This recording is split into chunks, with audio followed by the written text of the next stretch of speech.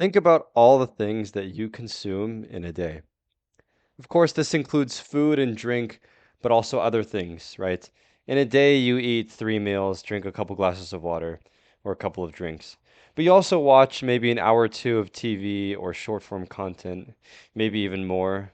You may read some books. You may even consume a lot of learning from the internet and whatever it is you do on your phone or computer. But you're consuming something, and it's not just food and drink or medicine or things that you directly intake via your mouth. But how much do you produce every day? You consume all day long, which is, of course, totally understandable and normal. I'm not saying it's not. But how much are you producing? Do you write every day? Do you make your own food? Do you make content? Do you produce research or reports or analysis or some form of criticism or some form of opinion that you share online? Do you make art or music? Do you make tools or make gadgets or code programs? So, where am I going with this? I think it's best for everyone to try to produce more and consume less. Now, there's some nuance with this, of course. This isn't a blanket statement. This doesn't mean you should stop eating or stop drinking water or even stop watching entertainment. You don't need to do that. It just means try to produce more, really, and hopefully try to consume less short form content and other useless consumption. But why should we produce more? Like, what does this actually have to do with well being? Why does it even matter? Who cares? So, this is something I've been thinking about for a while, and especially recently. But think about how you feel after 2 hours of watching YouTube versus 2 hours of making YouTube videos. Right? I kind of touched on how you feel after watching like an hour of Mr. Beast in a recent episode. But think about this comparison. So 2 hours of watching YouTube versus 2 hours of making YouTube videos. Now, which one do you feel better after doing?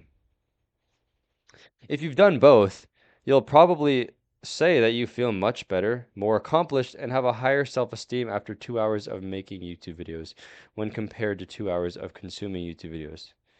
And even if you spend an hour watching like educational YouTube videos, you may find that spending an hour writing a journal or a book or creating your own educational YouTube video feels more fulfilling. So reading books too is great. Don't get me wrong, and people definitely should read more. That's something I always recommend. But it's also important to write about what you read.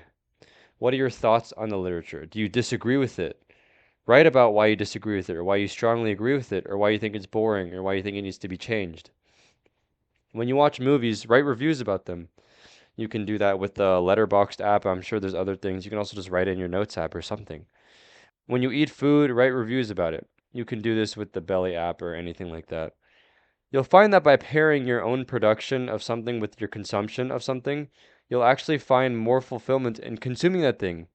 Not necessarily because you're consuming it better, right? You're not just eating better food, or maybe you are, but that's probably not it. It's because you're producing something with it.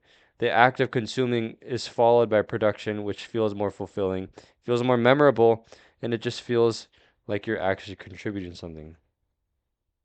Now, also think about those jobs or internships or experiences you've had that were the most fulfilling for you in your life.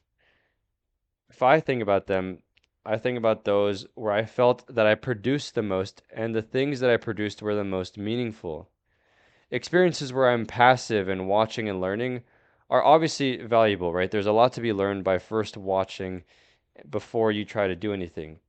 That's why you read before you start producing your own literature, of course. But the most fulfilling experiences are those where I'm hands on, producing something that is physical, or in the case of writing on a computer, sort of physical, something that will be out there and you can go back and look at and read or watch or whatever. It's nice to produce stuff like that that'll be out there for people to read or watch or think about. Then, if they follow this advice that I'm giving right now, those who consume your content can engage with your content by creating their own counter productions or by creating alternative production, and they can also be producing more than they're consuming.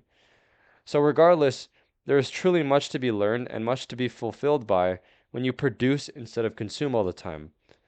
So, the point is not to stop consumption entirely, but as much as you can, pair your consumption with production. If you're going to read a book or watch a movie, write a review about it, write an opinion about it, write something about it, write down your thoughts, take notes, and practice speaking about them. So don't always consume reels and internet entertainment or only consume video games and only consume food, never producing any of these things yourself. It's great to consume entertainment and obviously food because you need it to survive. Right? I'm not kidding anyone here. But you will feel even better after producing these things yourself.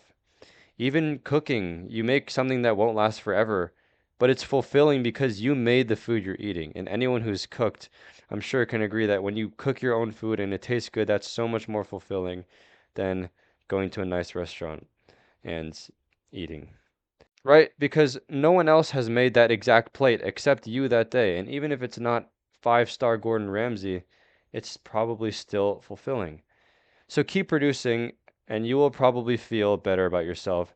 You will probably feel more accomplished, and you will probably feel good in general.